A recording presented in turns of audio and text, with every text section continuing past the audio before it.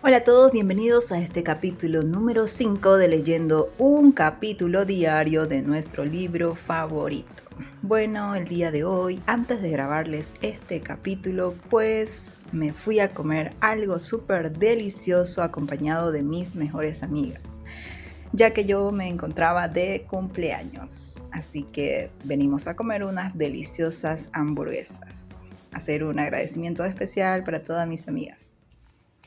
Porque Francisco Mora nos dice que solo se aprende aquello que se ama. También existen personas vitaminas en nuestra vida que funcionan como ese impulso, ese motorcito que nos dicen vamos adelante, tú puedes. Entonces mis amigas son eso para mí, hacer nuevamente un agradecimiento especial por tan delicioso almuerzo. Y de esta manera comenzamos el capítulo número 5.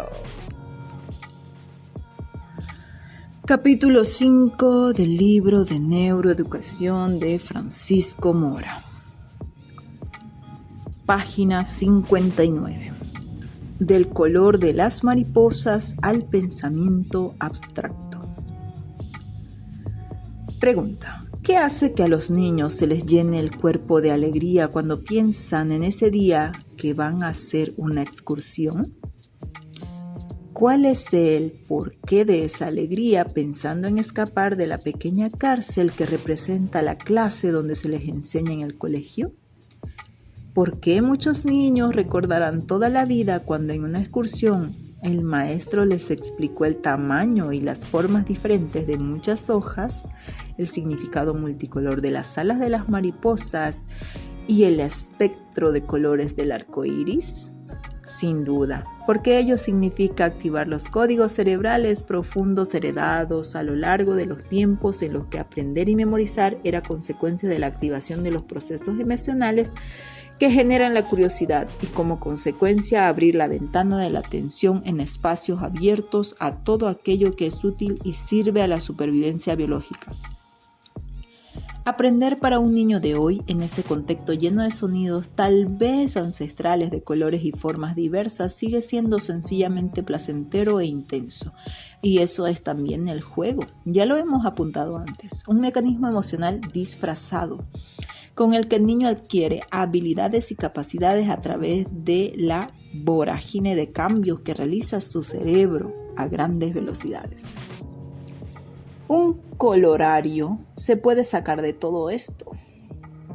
Y este es que todo comienzo del aprendizaje es más temprano del niño. Debería hacerse directamente, en contacto con la naturaleza, no entre cuatro paredes. Así nos lo revelan los códigos del cerebro y cómo estos han sido y han ido apareciendo a lo largo del proceso evolutivo, y esta es quizás la primera enseñanza que deberíamos sacar de lo que venimos tratando en este libro y que llamamos neuroeducación.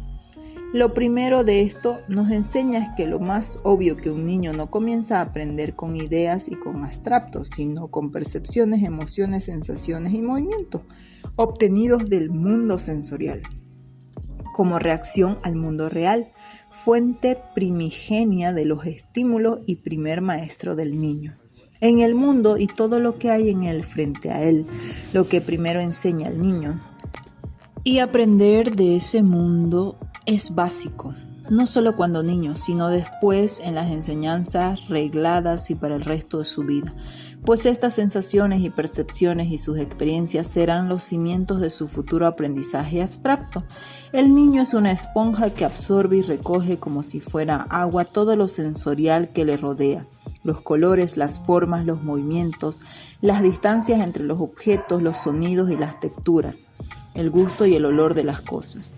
Y es en un constante aprendizaje cómo transforma y cambia su cerebro. Pero esto se sigue inmediatamente de una proyectar al mundo lo aprendido, en donde lo contrasta y reaprende. El niño a los pocos meses tras el nacimiento gatea y explora su entorno, y en ese gateo y ese explorar aprende y graba en su cerebro los programas motores con los que más tarde, pasado el tiempo, podrá realizar un acto motor voluntario y coordinar. El aprendizaje es como el mito de Sísifo. Es un proceso de repetición constante con el que se construye en recuerdos inconscientes los cimientos que luego permitirán aprender conscientemente. Ese proceso de mirar, oír y tocar, sobre todo a través del juego, es el primer aprendizaje sólido infantil.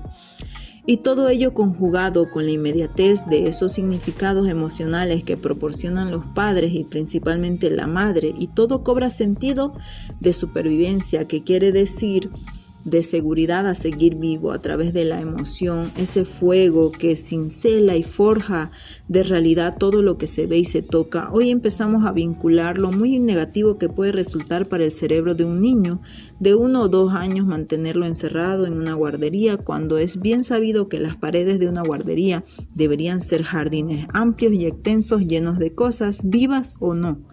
No se puedan oír, tocar, oler o aún hasta lamer, y con las que el niño interactúe constantemente.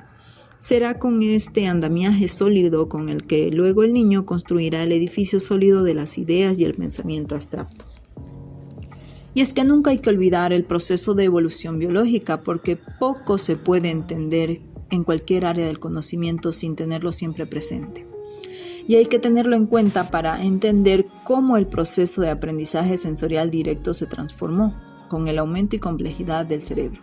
Desde pensar con unidades sensoriales concretas, esa flor concreta que tengo delante de mí, a unidades sensoriales abstractas, el concepto de flor que yo tengo en la cabeza y que agrupa todas las flores concretas que pueden existir y que además ella misma, esa flor abstracta, no existe fuera en el mundo. Y esta transición tuvo posiblemente su inicio hace menos de 1,5 millones de años, con aquel primer antecesor Homo que fue Homo habilis.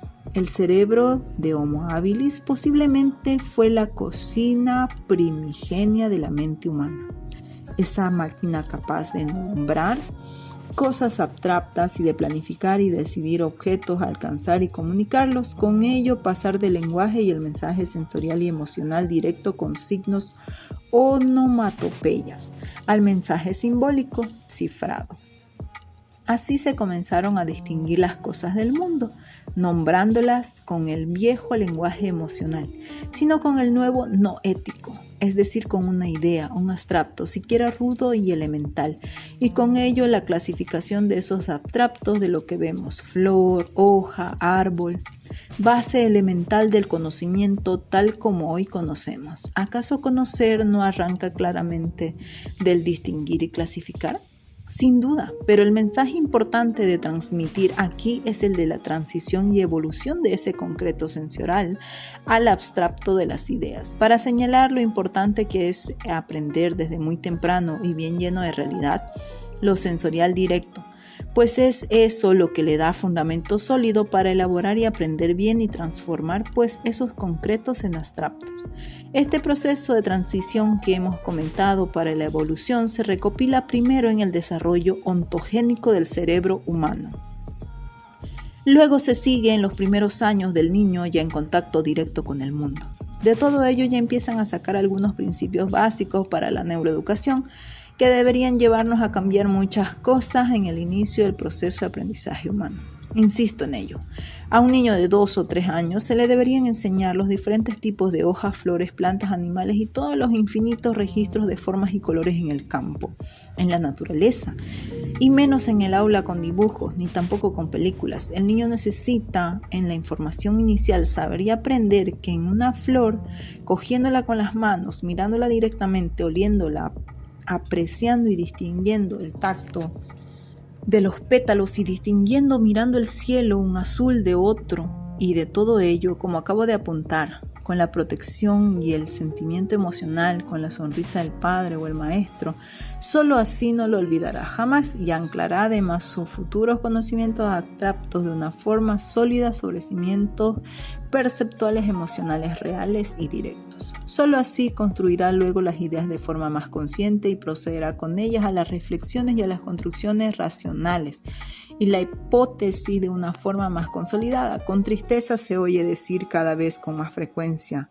que muchos niños que siempre han vivido en las grandes ciudades como Nueva York o Chicago no han visto nunca las estrellas brillantes en el cielo debido a la contaminación y a la potente iluminación de sus calles, plazas y rascacielos. Y aunque parezca extraño, también hay niños que no han visto nunca una vaca real pastando en los prados. Y es que hoy, tras algunos miles de años de civilización, el niño se enfrenta cada vez más temprano con el aprendizaje de ideas y conceptos alejados de aquellos estímulos sensoriales activadores con el código más genuino del cerebro y que venimos comentando. Y lo hace además encorsetado en clases pequeñas y con el rigor y la seriedad de maestros que se alejan de aquel juego primitivo que generaba aprender y memorizar de lo sensorial directo, base de la curiosidad, la atención y el despertar. Como acabo de señalar, para el ser humano aprender es hoy un proceso que desde muy temprano, quizás demasiado, se ha llevado a unos niveles de abstracción y de tan alto calado intelectual y social que de alguna manera rompen con aquellas raíces inviolables, genéticas y evolutivas, con aquel origen que significó aprender y memorizar viendo el vuelo colorido y errático de las mariposas. No convendría repasar y evaluar ¿en qué medida los estímulos que se utilizan hoy para aprender activan la propiedad de los códigos del cerebro más genuinos para esta tarea? Es posible que la neuroeducación, a la luz del proceso evolutivo, nos pueda ayudar a ello y sacar ventajas para llegar a aprender y memorizar mejor. Esta ha sido la parte final del capítulo número 5 del libro de Neuroeducación de Francisco Mora.